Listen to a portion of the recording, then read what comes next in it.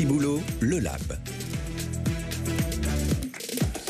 Et on retrouve Jeanne Spicarolène en 4 minutes avec vous et notre invité, Jeanne, qui a mis au point une intelligence artificielle pour la gestion des compétences et des talents. Oui, Erwan, aujourd'hui nous sommes avec Jean-Guillaume Pelletier, cofondateur de MindMatcher et créateur de la solution Jobsong. Bonjour. Bienvenue. Bonjour, Merci. Bienvenue. En un mot, Jobsong, c'est une application qui propose aux salariés un plan de carrière personnalisé et réaliste, Jean-Guillaume. Exactement.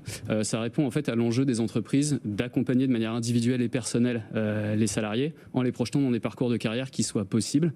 Ça répond en fait à une demande qui est très forte de la part des collaborateurs, notamment des jeunes, puisqu'il y a quasiment une personne sur deux qui quitte son emploi avant 2 ans, quand elle a moins de 35 ans, parce qu'elle n'a pas justement de perspective de carrière. Ça, c'est une tendance de plus en plus forte chez les jeunes générations.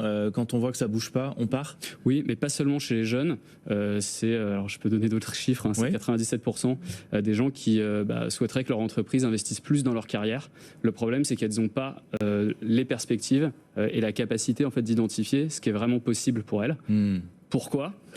Parce qu'en fait, les RH représentent uniquement 3% de la masse salariale en moyenne. Oui. J'ai échangé avec une entreprise dans laquelle ils sont 6 pour accompagner 6000 personnes qui demandent du coup chacune un niveau individuel. Donc c'est pas juste une question de moyens financiers, c'est aussi une question de moyens techniques, et c'est ce que vous apportez. De moyens techniques pour en fait aider, assister l'humain justement à travers du coup cette solution. Ouais. Et c'est aussi une question du coup d'économie pour l'entreprise qui fait appel à Jobsong, parce qu'on estime le coût moyen du désengagement d'un salarié à 15 000 € par an et par salarié, c'est ça ? Oui, c'est à la fois du coup cet enjeu-là, mais c'est vraiment aussi un enjeu d'attractivité des talents. Si je vous montre concrètement ce que vous pouvez faire comme parcours de carrière si vous rejoignez mon entreprise, ça va certainement plus vous attirer qu'ailleurs. Le temps en fait qui est gagné aussi par les entreprises, c'est en fait ce qui sert de base à tous ces éléments-là, c'est la construction d'un référentiel métier et compétences qui soit visible et lisible. Je ne sais pas si vous imaginez le temps que ça vous prendrait de créer 80 fiches d'emploi, fiches métiers avec les compétences afférentes, etc. Et c'est ce que font encore beaucoup de RH. C'est ce que font en fait 91% des RH n'ont pas un référentiel métier et compétences à jour. Ouais. Parce qu'en fait le temps de le mettre en place, souvent c'est déjà obsolète. Et nous du coup on les aide par exemple sur cette partie-là. Et ce que vous disiez, si ces chiffres sont encore aussi importants, c'est même affolant en 2024 de se dire que c'est encore l'homme qui fait ça, alors qu'on pourrait accélérer, on pourrait améliorer les recrutements aussi en rajoutant une dose de numérique. Vous disiez que c'est quoi, 3% de la masse salariale aujourd'hui, les ressources humaines, c'est qu'ils pèsent pas assez lourd pour se faire aussi entendre sur ces sujets ? Alors, du coup, il y a un enjeu qui est très intéressant pour les RH à travers l'intelligence artificielle, parce que du coup, c'est le sous-jacent à tout ce qu'on est en train de raconter là. Et les RH vont avoir un rôle très particulier, en fait, sur cette question, à la fois parce qu'ils vont devoir intégrer l'intelligence artificielle pour leurs propres équipes avec des solutions telles que je la présente. Mais ça, c'est si la direction accepte. Et souvent, il y a quand même encore des réticences. Il y a un enjeu, tout à fait, mais il y a un enjeu à ce que du coup l'intelligence artificielle se propage aussi dans les compétences au sein des entreprises. Il y a déjà plus d'une personne sur 2 qui fait ce qu'on appelle du shadow IA, c'est-à-dire qui utilise l'intelligence artificielle sans que son entreprise ne soit au courant.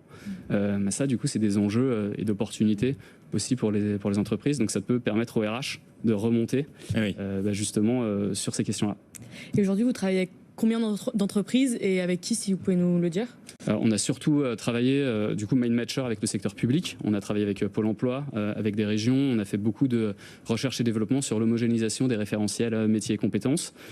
Et du coup, Jobsong, c'est du coup la solution qui intègre cette technologie-là. Je ne vais pas donner des noms. On a travaillé avec, par exemple, une grande banque de plus de 70 000 collaborateurs pour l'aider à présenter les parcours de carrière aussi sous la forme de plans de métro.